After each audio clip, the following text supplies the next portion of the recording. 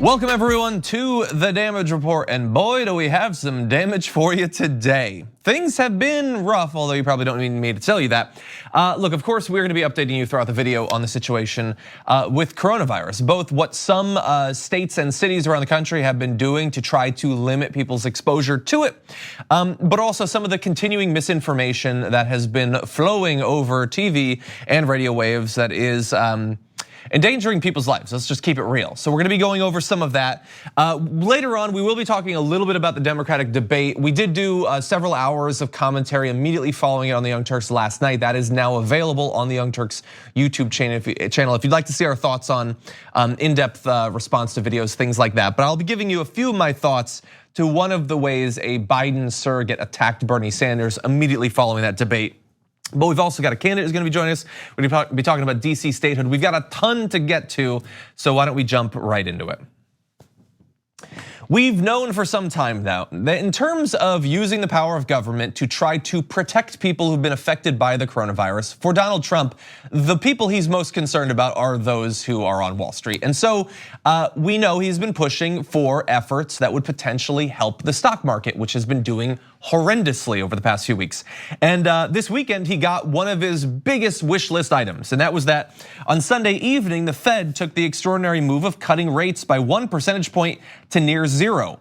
The last time it moved them that low was in 2008 during the financial crisis. Trump has been asking for this for some time because he believed that it will be what is necessary to stabilize things and restore, some sense of lacking panic in Wall Street.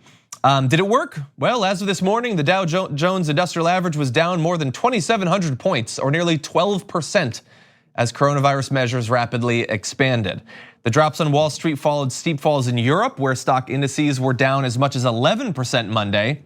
And that plunge just this morning wiped out all of Friday's 2,000-point gain in the Dow. So remember, he had that press conference and he timed it so that it would sound good, and then the market would close, and then the answers portion would come where he would make clear that he doesn't really have much, like we don't have a timeline for any of this.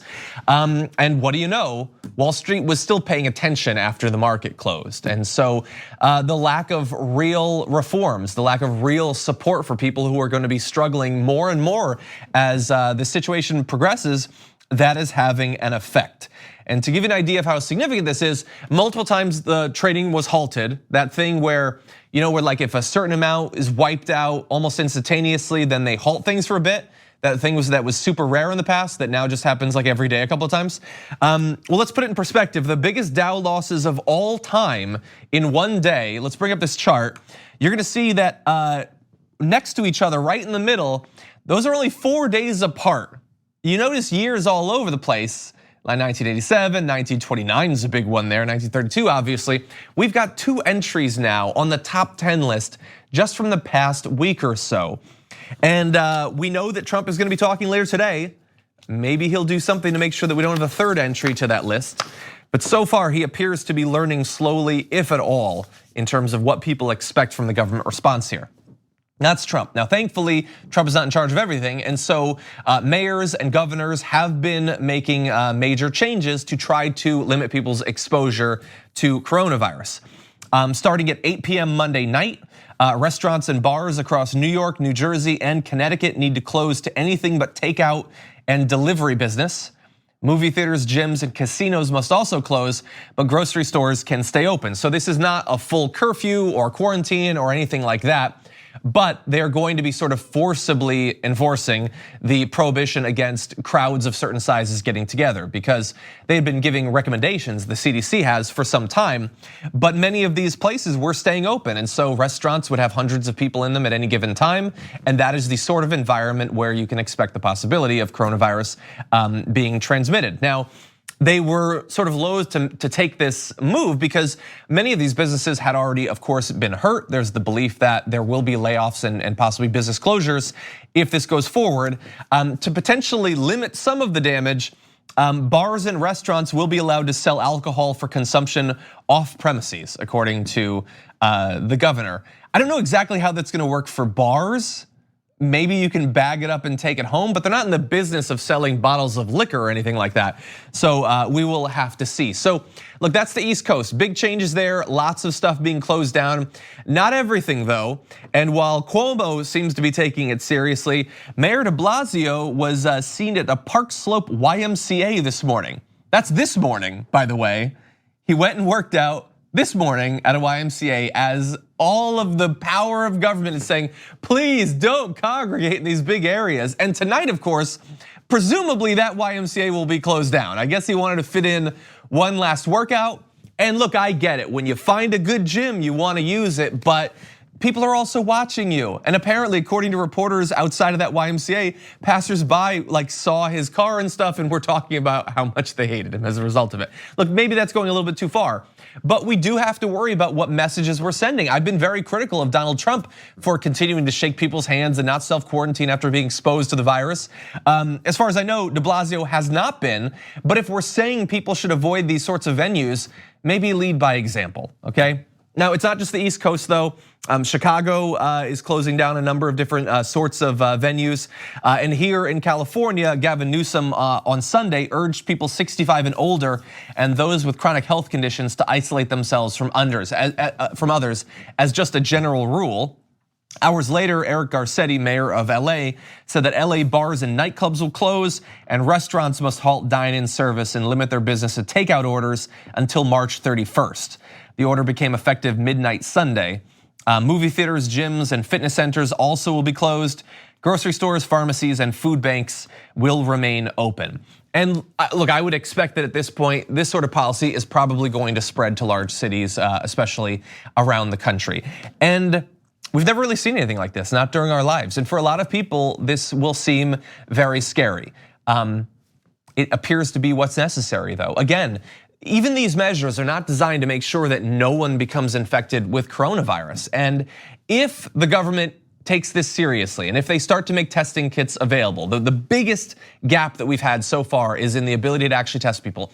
If that gap is filled, then you could expect that over the next few weeks, over the next month, if this gets continued, then you will see numbers continue to rise. And I know that some people will be scared by that. Some people will think, well, clearly all of this was a waste of time if the numbers continue to go up, but that will almost certainly not be true. Understand that we have something like 4,000 cases in the United States right now as of us going live. That is going to rise. And the reason for that is that we do not have 4,000 people who are infected with the coronavirus. We have 4,000 people that have tested positive for it. And if we start testing people, those numbers will go up. But that will not be a defeat. That will be a victory because we cannot start to contain this thing until we know who has it. And so in the short term, even these measures, which someday perhaps will be pitched as, wow, we really overreacted, they are necessary to give us the time to just get an idea of what's actually going on. Get the numbers sorted out, get the testing kits universal across the country, and then we can start to reassess this sort of thing. It's going to be difficult, I understand. And I would only say that for those of you who are worried about this, you do need to self-isolate, you don't need to hoard. I would say that to the extent that this sort of quarantine, limited though it might be, will have a negative impact on people, that negative impact is exacerbated when people in a panic buy up far more than they need or could possibly hope to consume. And I will reassure you that while some things are shut down, you can still go to grocery stores and pharmacies, and there is virtually no reason to believe that the supply of things that will be sold in those stores is going anywhere. You do not need to worry about having access to these things. The only fear in the short term is that people will buy up far more than they need. But those companies are not shutting down. The factories are not shutting down. The food and all of that will continue to be available. You just need to stay calm and protect yourself and those around you. And by the way, it's not just in the United States. Italy has finished its first full week of a near total shutdown. Spain followed suit this weekend, barring people from leaving their homes except to go to the grocery store or pharmacy. That is beyond what I've seen in any areas here in the United States so far, although France has had a blanket shutting down of bars and restaurants as well. So just bear that in mind. They're grappling with the same thing as us. These measures might seem extreme, but experts seem to believe that they are necessary. So let's just do what's necessary to support each other in what might be a difficult time to come. Okay, with that, we are gonna take a short break. When we come back, lots more to get to. we need to talk about a relatively new show called the Republic, or UNFTR. As a Young Turks fan, you already know that the government, the media, and corporations are constantly peddling lies that serve the interests of the rich and powerful. But now there's a podcast dedicated to unraveling those lies, debunking the conventional wisdom. In each episode of the Republic, or UNFTR, the host delves into a different historical episode or topic that's generally misunderstood or purposely obfuscated by the so-called powers that be, featuring in-depth research, razor-sharp commentary, and just the right amount of vulgarity. The UNFTR podcast takes a sledgehammer to what you thought you knew about some of the nation's most sacred historical cows. But don't just take my word for it. The New York Times described UNFTR as consistently compelling and educational, aiming to challenge conventional wisdom and upend the historical narratives that were taught in school. For as the great philosopher Yoda once put it, "You must unlearn what you have learned." And that's true whether you're in Jedi training or you're uprooting and exposing all the propaganda and disinformation you've been fed over the course of your lifetime. So search for UNFTR in your podcast app today and get ready to get informed, angered, and entertained all at the same time.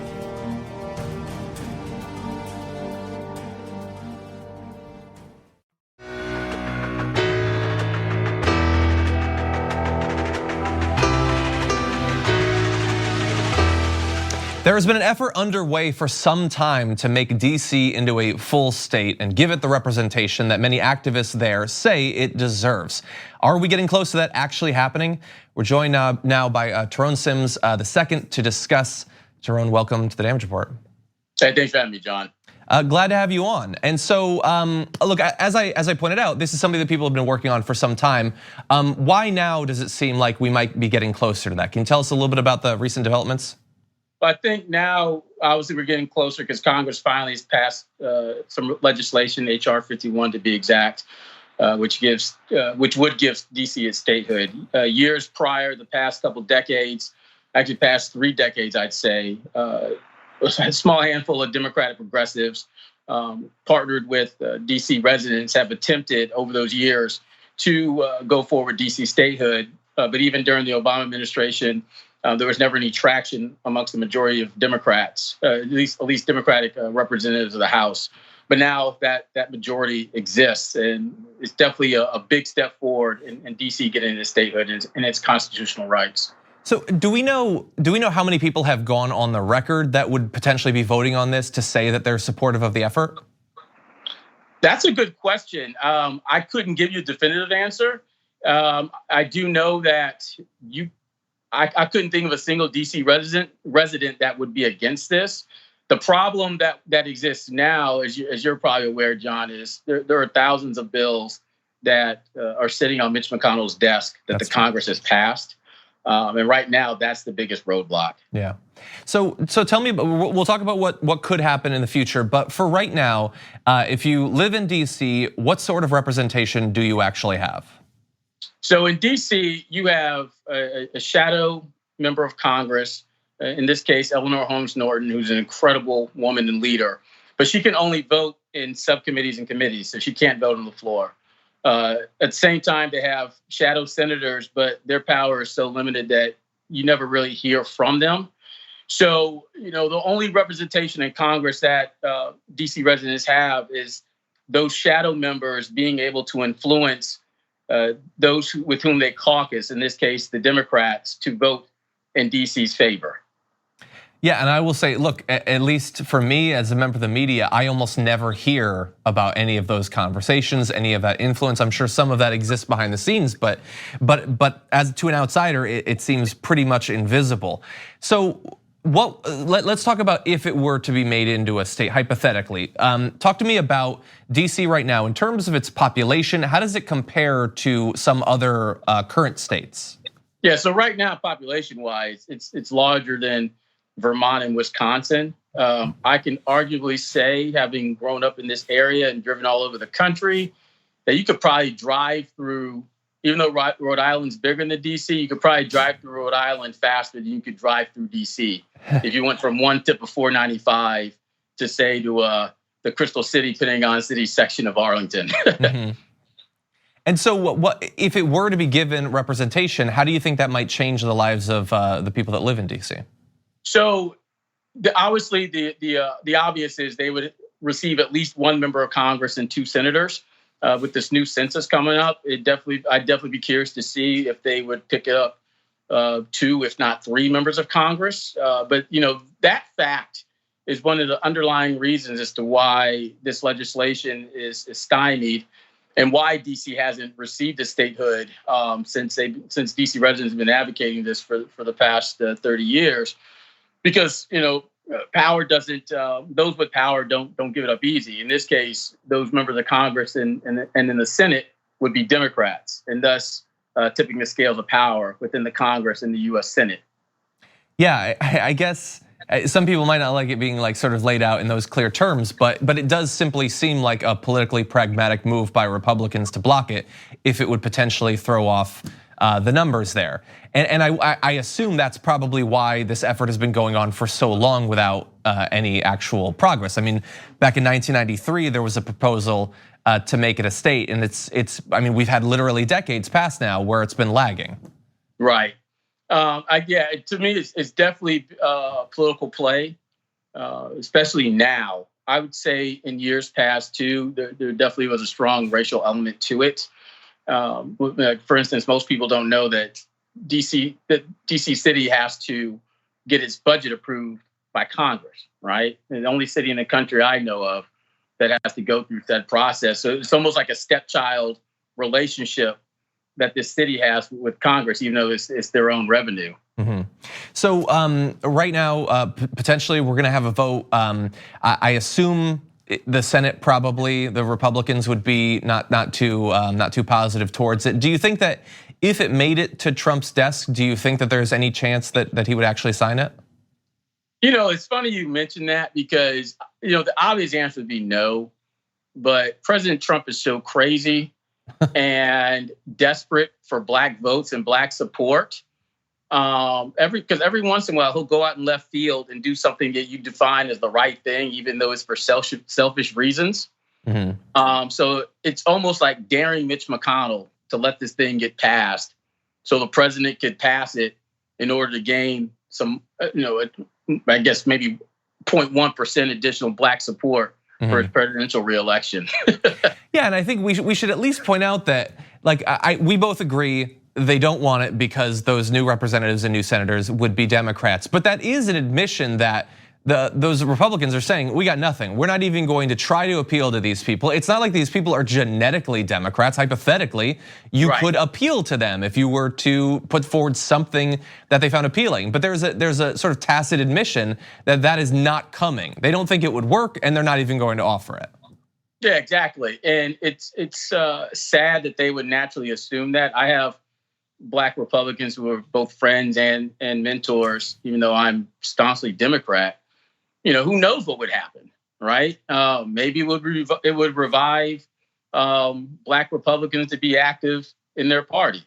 Who knows? But as long as they want to hold hard to the party line of not giving the obvious additional representation, or I guess number of votes to the Democrats, then we're always going to be stymied here. Yeah. Look, I doubt they would see that as an opportunity that's worth exploring. But hey, the bill's there. It's available for them as an option if they want to go down that avenue. And Terron Sims II, we really appreciate you joining us and breaking this down. Thanks, John. Thank you. We're gonna take a short break here. When we come back, misinformation about COVID-19. We're gonna talk about some of the implications after this.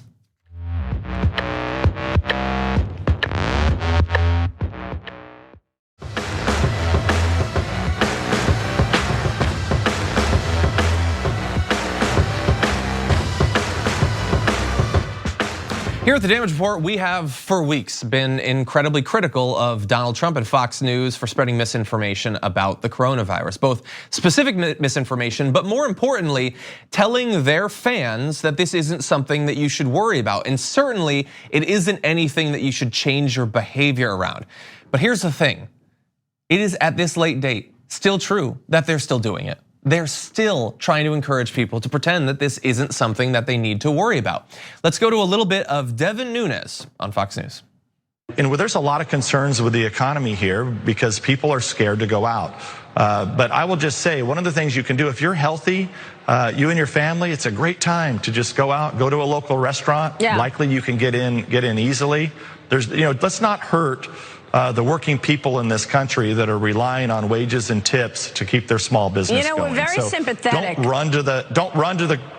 Understood. Yeah, just don't run to the grocery store and buy $4,000 of food. Right, they're cleaning off the Go to your shelves. local pub. We want to be very sympathetic to what's going on. So, first off, stop doing every one of your interviews in front of tractors. This has nothing to do with tractors. Why are you doing your interviews in front of tractors? Second of all, Devin Nunes is the absolute worst for a couple different reasons. One, no, this is not a time when you should be taking advantage of the situation to go to every restaurant you want to go to. There are reasons that cities and states are shutting down restaurants because they are areas where enough people will congregate that they will be at risk of being exposed to coronavirus. That is simply a fact. And telling people that no, all of what you're hearing about staying at home, about limiting your exposure, that is all BS. You should just be living it up, having fun. And we're gonna talk about the implications of that, but I also just wanna briefly acknowledge that when he goes on there and says, we should be worried about people who, like their businesses might be hurt by this, that tipped workers might be hurt by this, that is 100% true. But the solution to that threat to these people is not for you to expose yourself to disease. It's for the government to make sure that they're not economically devastated by this. It's on people like Devin Nunes to actually go to work and pass a bill that's gonna protect people. No, putting the onus on you is passing the buck. It's not on you. You need to be worried about protecting yourself and your family and friends from exposure to this virus. And he's trying to hoodwink you into thinking that, no, you're actually the legislators. You're the one who's supposed to bail out everyone. But here's the thing. That message, you saw it from Devin Nunes. No, go out. We had Fox and Friends, what was it, last Friday? It's the perfect time to fly. They keep saying it. You shouldn't worry, you shouldn't worry, you shouldn't worry. And what do you know? Some of their fans are starting to believe it. And so that's why, like over the weekend, tweets were going viral. Like when AOC tweeted to everyone in New York City, but especially healthy people and people under 40, because from what I'm observing, that's who needs to hear this again. Please stop crowding bars, restaurants, and public spaces right now. Eat your meals at home. If you are healthy, you could be spreading COVID. To which a person responded, I just went to a crowded Red Robin and I'm 30. It was delicious, and I took my sweet time eating my meal because this is America and I'll do what I want. And look, we blurred out the picture and the name because I'm trying to avoid her being given a Fox show in the next week or so, because that got 2,500 retweets. This is the sort of owning the libs by catching a virus sort of attitude that is becoming shockingly common. The idea that advice from medical professionals that's designed to protect you, but even more importantly, people who are elderly, who are immunocompromised, they're just trying to protect those people. And some of these red hat wearers believe, no, this is a threat to America and I'm not gonna be cowed by these terrorist doctors. That's effectively the attitude that you're seeing there. Or in tweets like this, downtown Nashville is undefeated, as a video pans over a big crowd of people potentially catching coronavirus. No, we're undefeated if we support each other, if we rally to help each other, if we listen to the experts and try to stop people from dying from this illness, that's how we'll be undefeated.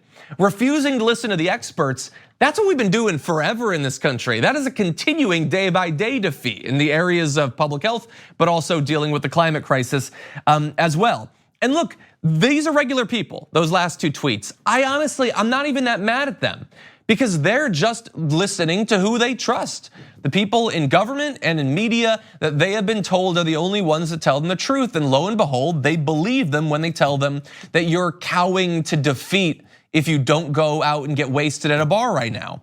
And that continued up until just yesterday even, with people like David A. Clark Jr., the former Wisconsin sheriff that they love on Fox News, that Trump was considering for a position in the Department of Homeland Security. He tweeted a bunch of things. I can't put up some of them because they're laced with profanities, but they include tweets like this: go into the streets, folks. Visit bars, restaurants, shopping malls, churches, and demand that your schools reopen now. If government doesn't stop this foolishness, stay in the streets. End government control over our lives. If not now, when? This is an exploitation of a crisis. Shortly thereafter, he wondered why people weren't blaming this Jewish billionaire that the right always throws their conspiracy theories onto. He claimed that he was somehow responsible for coronavirus. Now, after this tweet storm, he's apparently, a lot of his tweets were taken down by Twitter because they encouraged people to kill themselves.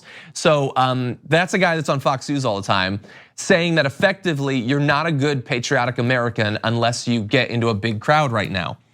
And people are doing it like it's not just guests on Fox, it's the hosts on Fox. Sean Hannity claimed that people are faking concern about coronavirus just to quote bludgeon Trump with this new hoax. And so if you tell people that over and over and then a doctor says maybe you should stay home, well, what do you know? Maybe that doctor just has a bludgeon for Trump. Pete Hegseth said, quote, "I feel like the more I learn about this, the less there is to worry about." On Hannity, he had a guest, a medical correspondent, Mark Siegel, who said that the worst case scenario with coronavirus, quote, is that it could just be the flu. No, that is not the worst case scenario for the goddamn coronavirus. But he was a medical expert brought on by a host that millions of Americans trust to misinform people. And it's not just the news and it's not just government.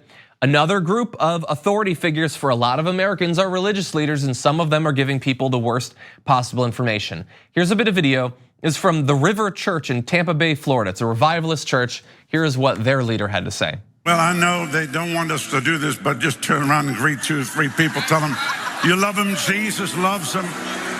Amen. Listen, this has to be the safest place. I said this has to be the safest place. This Bible school is open because we're raising up revivalists, not pansies. Less worried about whether you're raising up pansies and more on whether these people will be raised up at all, because you are encouraging the transmission of coronavirus there. Look, there was a point perhaps where certain efforts might be too much panicking, but we're at thousands of cases now. We are trying to get past the worst of this. And there are people all over on the right who are encouraging people to not listen, to encourage people to get sick and potentially to die, and it's having an effect. I'm gonna give you some of the stats just once again. A new NBC News Wall Street Journal poll found that 56% of Democrats believe their day-to-day lives will change in a major way in the future, while just 26% of Republicans hold that view. 61% of Democrats said they've stopped or plan to stop attending large public gatherings, but only 30% of Republicans said the same. And so here's the thing. I don't know when we'll have the final numbers. Hopefully once we've moved past coronavirus, it's not a thing that you need to think about anymore. Someone is going to do an analysis. And the number of people who got sick and who died is not going to be spread evenly across the ideological spectrum. More Republicans will get sick, more Republicans will die because they trusted the wrong people. And it is a tragedy. I know when I say these sorts of things, when I tweet these sorts of things, some people who ostensibly agree with me on politics will say, well, that's what they get. I'm sorry, maybe I'm a bleeding heart. I don't want anyone to die just because they disagree with me on politics. I am trying to do these videos and I'm trying to spread information to get through to these people to protect themselves and the people around them. And they are unfortunately, they are being abused on a daily basis by people who they've put their trust in, who are telling them to do things, to continue doing things that could theoretically get them killed. And I personally see it as a tragedy. Okay, we're gonna take a short break. When we come back, lots more to get to.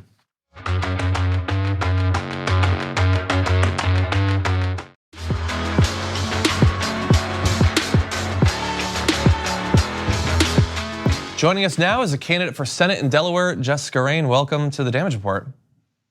Hey, John, thanks for having me. Glad to have you on. Excited to talk about your candidacy and some of what's going on around the country that I'm sure is shaping pretty much every campaign right now. But before we get into, like, for instance, your platform and your opponent, tell us a little bit about you and what you're bringing to the race. Yeah, so I'm a Delawarean who has been driven into this race based on what I've seen in the world around me.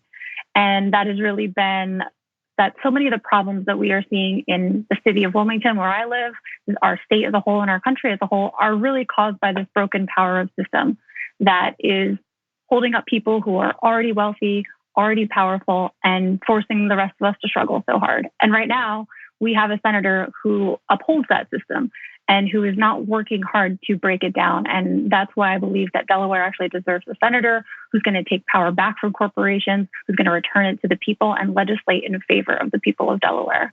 So let's talk a little. My background is, go Go ahead. Oh, sorry, no, tell me about your background.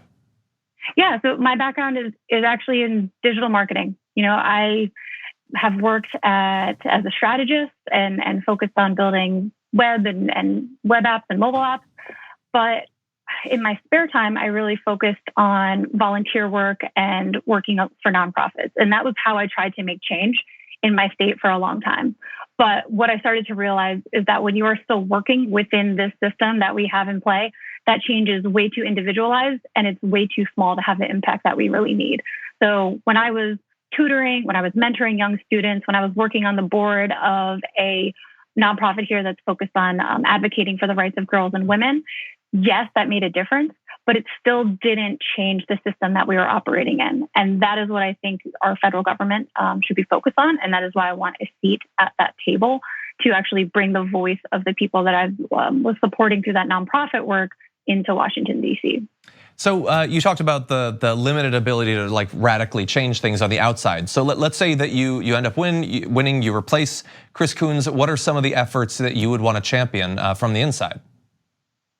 Yeah, we have a very bold platform, but some of the key things that we have focused on have really been driven by the conversations that we've had with voters.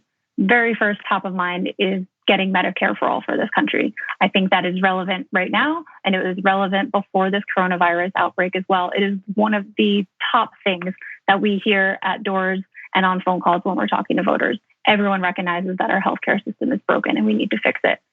I also really want to champion fighting for equitable education. As I mentioned, some of my background in nonprofit work was focused on education and tutoring and mentoring young students. And I see that as a real root cause problem to some of the other problems that we see in our country.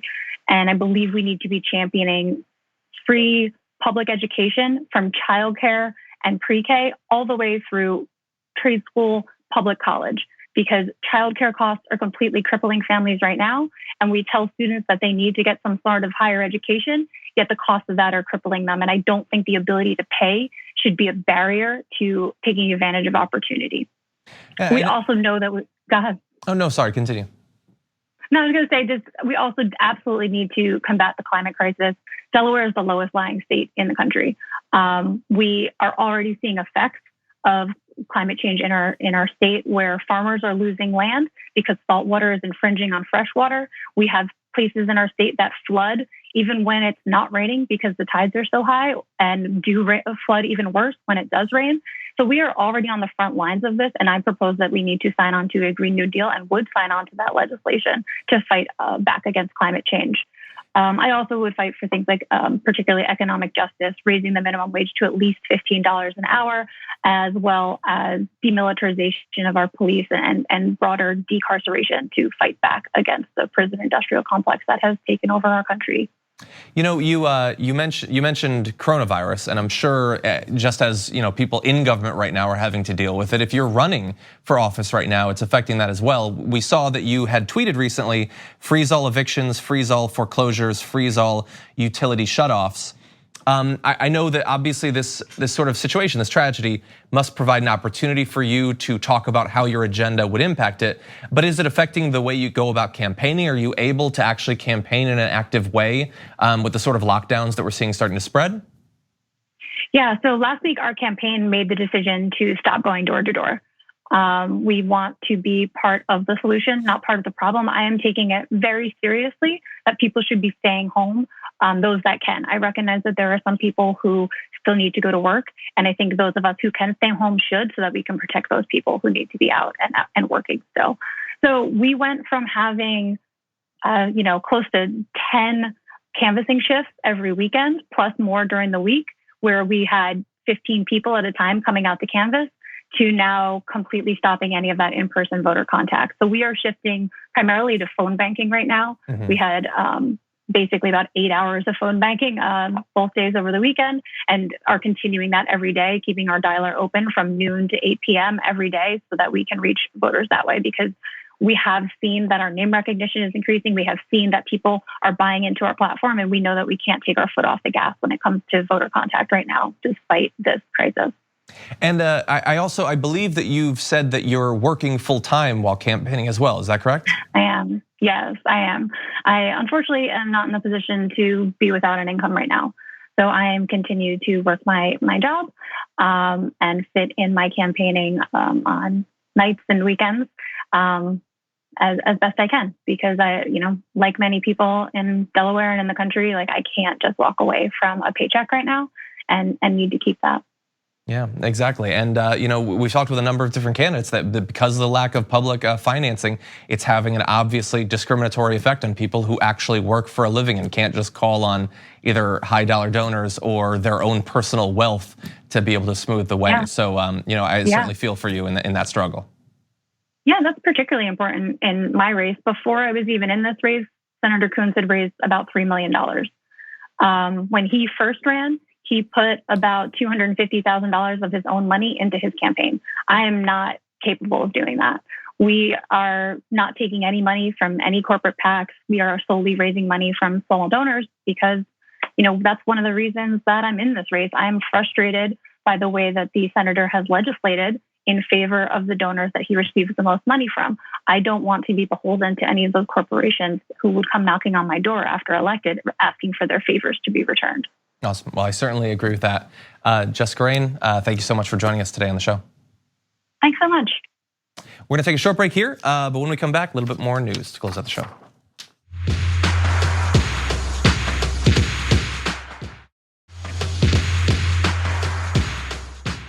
Last night, following the Democratic debate, one of Biden's senior aides had this to say. This is Anita Dunn, a senior advisor to Biden, said, "It's safe to say Vice President Biden showed up to a debate tonight and for 2 hours graciously dealt with a kind of protester who often shows up at campaign events on live television." Now, it's easy to just sort of gloss over that, to just move past. But do you get how condescending that is in multiple different ways? That debate we saw, which was probably just by virtue of the fact that there were only 2 people and there was no crowd, was more substantive in laying out the differences between these 2 candidates than perhaps any other debate that we've seen so far. But obviously, the most clear way that this is incredibly offensive, dismissive, condescending towards Bernie Sanders is to say that for 2 hours, as he laid out what he saw to be the many crises facing the American people and a detailed idea of what he would do to try to solve these, a demonstration every step of the way of the values that have driven his political activity and strategy for his entire life, is he's a kind of protester who shows up at campaign events. You're gonna try to appeal to not only this man, but to his supporters, the many people that you're gonna very soon want to support you if Biden is the nominee. And this is how you're doing it. This wasn't some random person who happens to like Biden. This wasn't a Biden surrogate. This is one of his senior advisors. What sort of advice is Anita Dunn providing to him if this is the way she approaches this massive and growing part of the party? Not to mention, of course, the condescension towards actual activists, people who would protest, people who care enough about an issue to show up at events and try to get people to finally think about it for a few minutes. I understand many people might find that to be temporarily inconvenient or a little bit annoying, but nobody can doubt that these people are driven by a level of passion that centrists in the Democratic Party never seem to even get close to. But again, just like with Bernie Sanders, that whole area, the activists, the protesters, people like Anita Dunn look on those people with, at best, condescension. There was a great summary, by the way. A lot of people responded to this, but Naomi Klein had a great response saying, "Let this sink in. Understand that all of us in the Sanders campaign are seen as nothing but trespassers on their party property, and they absolutely cannot wait to call the cops." I mean, that is literally the metaphor that Anita Dunn chose to go with. That this guy who's been working for decades to make the Democratic Party the thing it needs to be, not only to help its base and America be what they need to be, but to make the Democratic Party effectively invincible electorally if they actually supported the Sanders progressive agenda. But she looks on it, at best, it's an inconvenience. Every 4 years we have to go through this thing and then push them to the side and then pretend that we want their support afterward. By the way, little note for the sort of person that we're talking about here.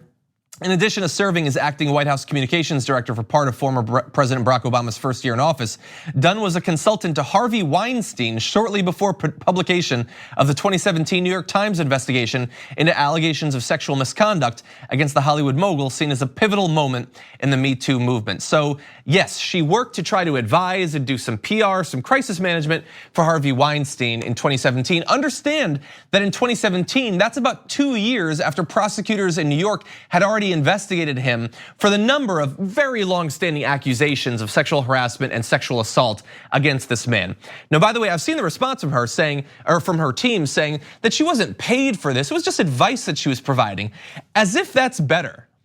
Like, you could almost say, well, I guess if you're getting paid, you're gonna do whatever. But you're offering up advice without even needing to be paid to one of the greatest monsters of our time.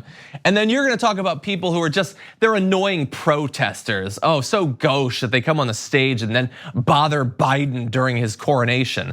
And yet they go and work for Harvey Weinstein. Very classy, that. Okay, we only have a few minutes, but let's turn to a very different topic. We don't talk about TikTok often on this channel, but boy, do we have a reason to now. With The Intercept getting a ton of documents that their internal moderators had used to try to weed people off of effectively their front page, the people that TikTok sort of pushes forward for people to see. Apparently, they had a very expansive list of things that could get you taken off of that, I guess, highway to superstardom. So on TikTok, live streamed military movements and natural disasters, video that, quote, defamed civil servants, and other material that might threaten national security was suppressed alongside videos showing rural poverty, slums, beer bellies, and crooked smiles. So you have things that supposedly are dangerous to national security down to, I don't like your belly fat, effectively. Both of those things and everything in between could potentially derail your burgeoning TikTok career. One document goes so far as to instruct moderators to scan uploads for cracked walls and disreputable decorations in users' own homes, then to effectively punish those TikTok users by artificially narrowing their audiences. You know, like when the right would always talk about shadow banning? This is like as close as you can actually get to being shadow banned, but it's not for your ideology necessarily, although there's certainly political implications to this. But if you have teeth they don't like, if your wall is cracked, if you have, I guess maybe curtains that don't match well with the couch, hypothetically, you could get thrown off the front page for that as well. So let's go into some specifics. One moderation document outlined physical features, bodily and environmental, deemed too unattractive. So for instance, let's jump ahead. Abnormal body shape, ugly facial looks, dwarfism, an obvious beer belly, too many wrinkles, eye disorders, and many other low quality traits are all enough to keep your uploads out of sort of the fast track, the front page effectively of TikTok. Now, when they're asked about this, and it's great work by The Intercept and some others to make clear what these moderators were doing for some time, take a look at what they said. TikTok spokesperson Josh Gartner told The Intercept that most of the live stream guidelines reviewed by The Intercept, quote, are either no longer in use or in some cases appear to never have been in place, but wouldn't provide specifics about which is which. Regarding the policy of suppressing videos featuring unattractive, disabled, or poor users, Gartner stated that the rules, quote, represented an early blunt attempt at preventing bullying, but are no longer in place and were already out of use when The Intercept obtained them. By the way, those documents that supposedly they're now saying were designed to protect these people from bullying, the word bullying never actually shows up there. And it's clear, they talk repeatedly about the fact that they are worried about these people who dare to have beer bellies decreasing the new user experience. They're worried that these people are too ugly, too poor, too politically out of the mainstream, that it's gonna turn off people when they're having their first TikTok experience. We know exactly what they were trying to do there. And look, hopefully it's true that they've moved on from some of these practices, but people need to know that that's what was going on. The experience you had on TikTok, you had that particular experience for a reason. It was a design, it was a strategy.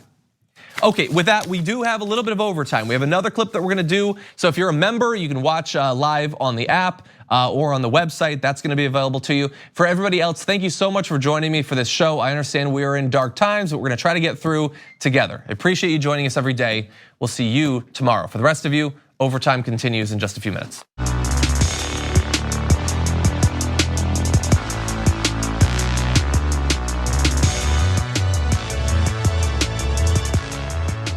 For months now, Donald Trump has appeared to have done effectively nothing to stop coronavirus from beginning to spread across the United States.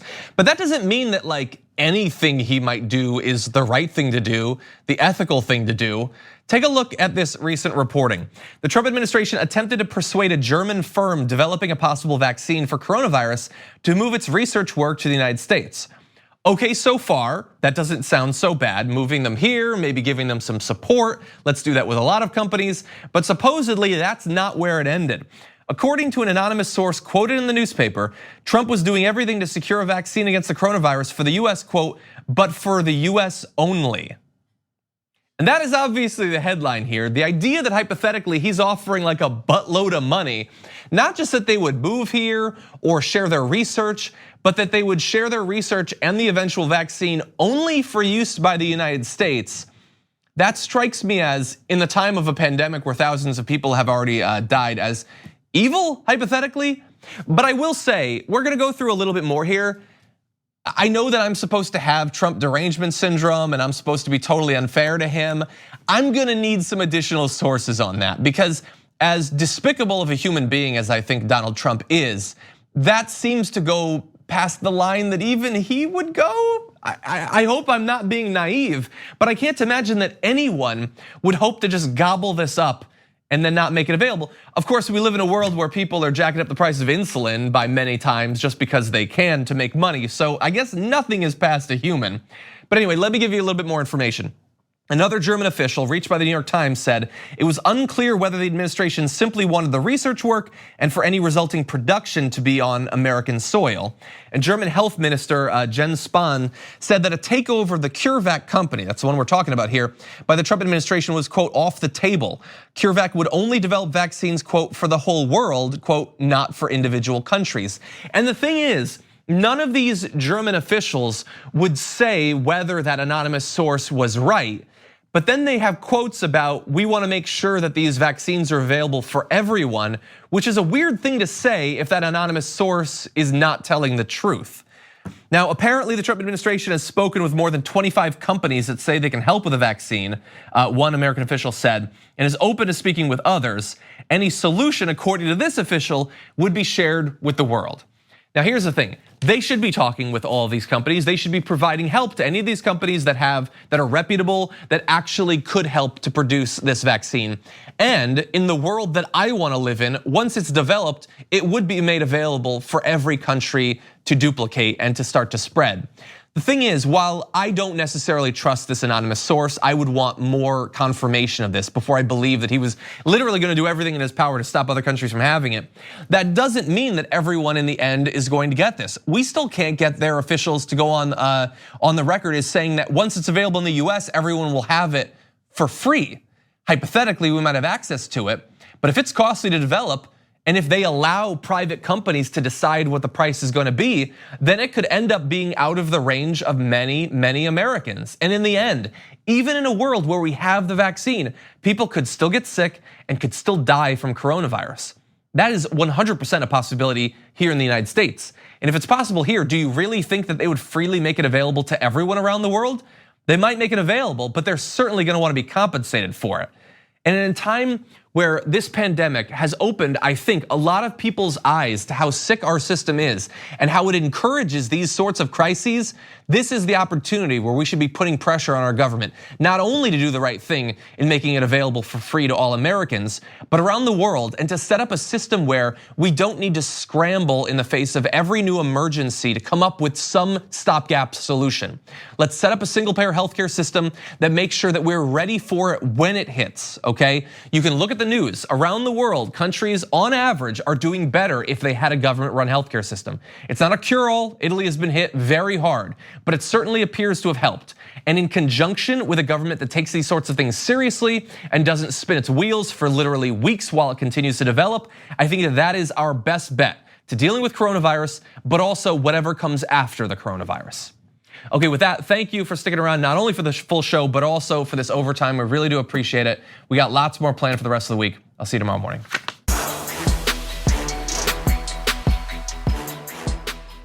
Thanks for listening to the full episode of The Damage Report. Support our work, listen ad-free, access members-only bonus content, and more by subscribing to Apple Podcasts at apple.co/TYT. I'm your host, John Adarola. I'll see you soon.